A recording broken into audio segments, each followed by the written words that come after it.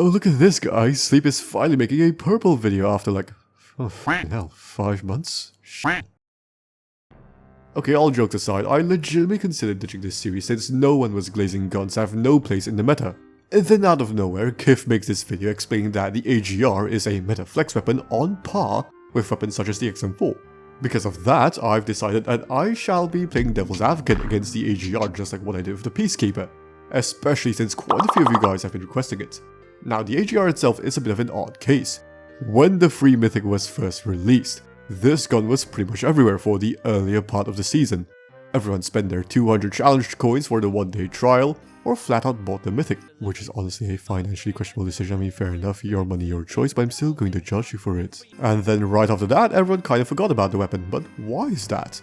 Is the AGR actually a good gun, or simply another case of cosmetic bait? In this video, I shall be answering just that, as we'll be discussing the problem with the AGR 556.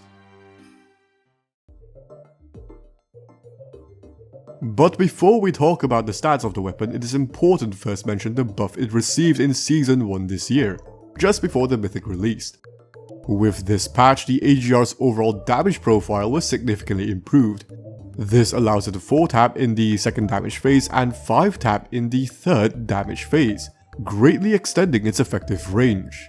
This buff addresses the biggest problem that the base AGR had, that being the suboptimal range for what is intended to be a flex SMG. After the buff, its range profile is actually pretty comparable to assault rifles. This buff also affects the 5.56mm ammo conversions. It now has the ability to 3-tap in the initial damage phase with just a single headshot, and can even 4-tap all the way up to the third damage phase as long as 3 out of your 4 shots hit above the legs. This sounds borderline overpowered, but by the end of this video, you'll see why that isn't the case. Now, the AGR can be built into 2 completely different weapons, but regardless of which one you choose, it will always play more like an assault rifle than an SMG despite what the weapon class suggests. As such, I'll be comparing it to assault rifles rather than SMGs. I'm going to talk about the base ammo type first, since it is the more competitive version of the weapon. Starting off with the lethality, the AGR post buff is actually surprisingly comparable to the XM4. In fact, it has the exact same time to kill, at 240 milliseconds, since both weapons have an identical fire rate and shots to kill. This is not exceptionally fast, but is decently competitive for the current meta. Even their range profiles are nearly identical, with its 4-tap range being only half a meter longer than the XM4's. An advantage that the AGR has over the XM4 is its extremely forgiving multipliers, or lack thereof.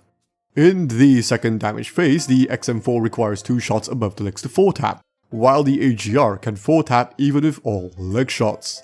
This makes the AGR's time to kill extremely consistent, even more so than the XM4, which is already a very consistent weapon. Despite performing more like an assault rifle, the AGR does retain some of its SMG benefits, the most obvious ones being its mobility and handling. Its ADS time is fast on average compared to other assault rifles at 258 milliseconds, and when it comes to movement speed, the AGR sprints at 6.33 meters per second and strafes at 3.42 meters per second. Both of these stats are quite competitive for an assault rifle-like weapon. All of this combined allows the AGR to keep pace with the other flex weapons. In fact, you can play a little more aggressively, since it also has significantly better hipfire spread, meaning that it will stand a better chance in close-range skirmishes, as you save precious time from aiming in, and you retain your full mobility. But this is the turning point of the video, as it is pretty much all downsides from here. The first one being the magazine. Its magazine capacity is quite small compared to other similar options at 40 rounds, meaning that your sustainability isn't quite as good. It also doesn't help that its reload time is not great either, taking 1.5 seconds for its tactical reload time and nearly 2 seconds when reloading from empty. Both of these stats on their own aren't that bad. These are perfectly workable in a vacuum, but when you put both of these together, it starts to become quite a disadvantage. Another problem that the AGR has is the headshot multiplier. This gun has some of the most useless headshot multipliers in the entire game. You can land every shot to the head, and it will not change your time to kill whatsoever. This is in stark contrast to the other 4-tap flex AR such as the XM4 and Lockman, which can kill very fast with just a single headshot. This is a minor point given that you don't get headshots in every encounter, but having a non-zero possibility of killing much faster is still something to take note of. And then we come to the biggest problem with the AGR, its accuracy. Now, the BSA is not the issue here. In fact, it is better than a lot of the assault rifles. So you think it'll be great at range, right? Well, the real Achilles heel of the AGR is one that isn't quantifiable, but is almost as important as its time to kill: the recoil. The recoil magnitude is fairly moderate, but the pattern itself is very imprecise, snaking left and right. This means that while you can control the general direction of the recoil, you will never get a tight shot grouping unless you somehow manage to perfectly memorize the recoil pattern. Bad sleep! I play Delta Force and the guns have way more recoil. The AGR's recoil is easy and you have a skill issue. Does this game look like Delta Force to you? Yeah. Exactly. Now get the fuck out. Okay. We are playing Call of Duty Mobile, so why are we bringing in weapons from another game? Second, you're not pulling down to match the exact recoil pattern while tracking the enemy's movements and processing everything that's going on in-game at the same time. You're not a robot.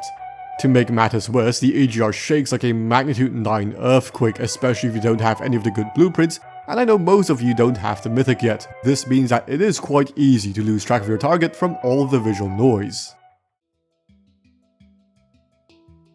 Now, most of what I said so far only applies to the base ammo type.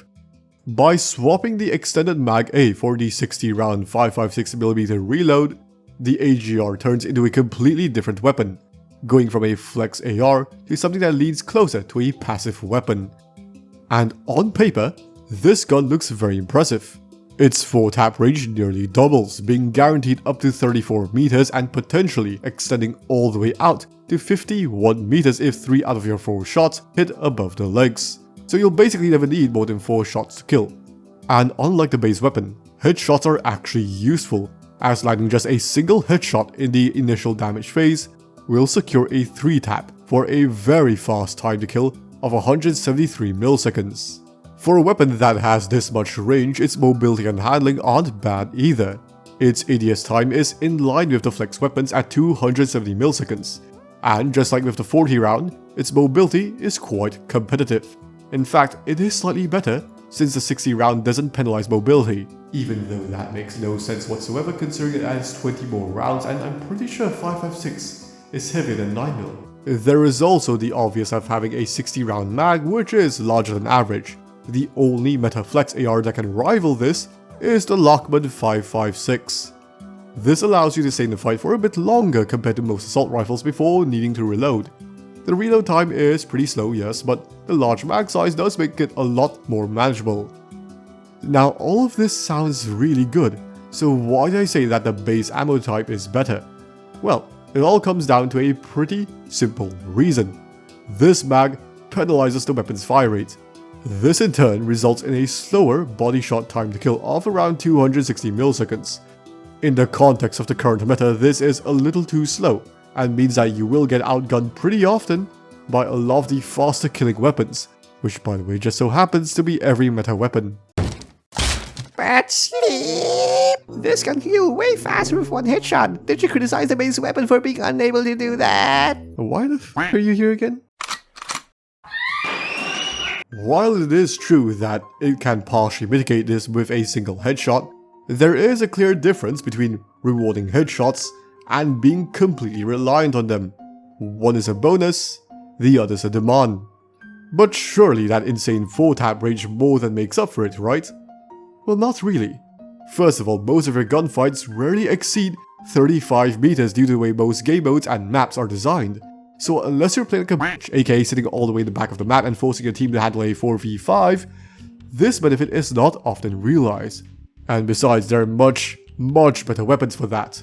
Second, it still has problems with accuracy. While the ammo conversion improves its BSA and recoil, the overall recoil pattern is still not great for a weapon in which its whole selling point is its range. So not only do you have to deal with a suboptimal time to kill for an overkill amount of range that you'll hardly ever use, you don't even have the accuracy to take advantage of it.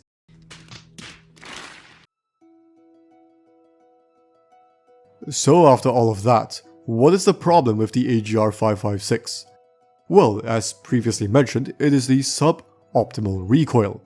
This cripples the weapon quite a bit, regardless of ammo type, flat out killing any chances of it being a meta option.